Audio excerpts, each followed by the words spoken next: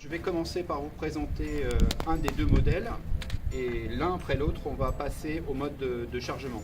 On va commencer par le modèle Domino. Le modèle Domino existe avec des roues de roulage à vide qui s'extraient de cette manière pour pouvoir rouler soit tantôt sur les roues, soit tantôt sur les chenilles. En basculant, on obtient un roulage au sol normal.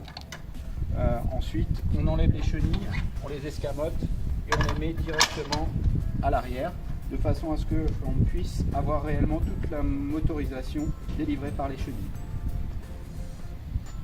Alors aujourd'hui, on va vous présenter le chargement du modèle Domino. Qu'est-ce qu'il a de particulier le modèle Domino? En fait, il a un plateau inclinable.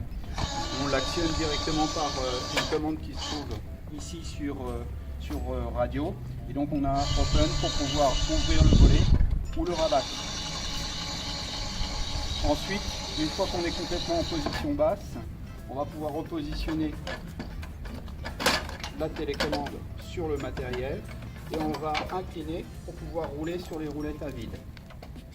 Alors ces roulettes de roulage à vide, elles s'extraient tout simplement en appuyant sur le petit bouton qui se trouve en extrémité de l'axe et on va les replacer à côté de la batterie de façon à ce qu'elle ne soit pas gênante. La deuxième, pareil, on vient la mettre en position et une fois qu'on a obtenu un appareil très compact, on va pouvoir penser à le charger. Donc en fait, pour pouvoir charger le Domino à l'intérieur du véhicule, il va falloir l'incliner manuellement directement de façon à ce que le bout des chenilles touche l'intérieur de votre véhicule. Il va falloir s'approcher jusqu'à contact.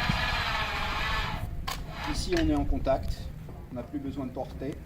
On peut continuer à monter tout en exerçant une pression vers l'avant.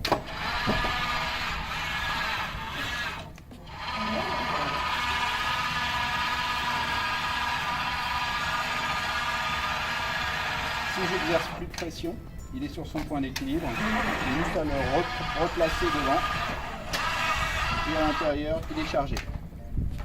Une fois rentré à l'intérieur du véhicule, vous pouvez continuer à agir soit directement avec le joystick placé sur la poignée, ou bien vous pouvez extraire le joystick pour pouvoir commander l'appareil en marche avant à l'intérieur du véhicule.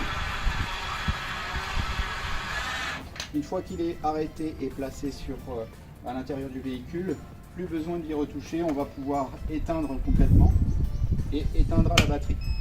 Maintenant que mon diable est chargé à l'intérieur du véhicule, on va voir comment le décharger dans le sens inverse.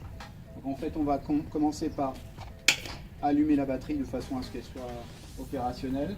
On va enlever la radiocommande et on va l'allumer juste ici. On va actionner la motorisation jusqu'à ce que les chenilles se trouvent juste sur le rebord. Ici, on voit que l'appareil va descendre. C'est à ce moment-là où on va l'accompagner à la descente.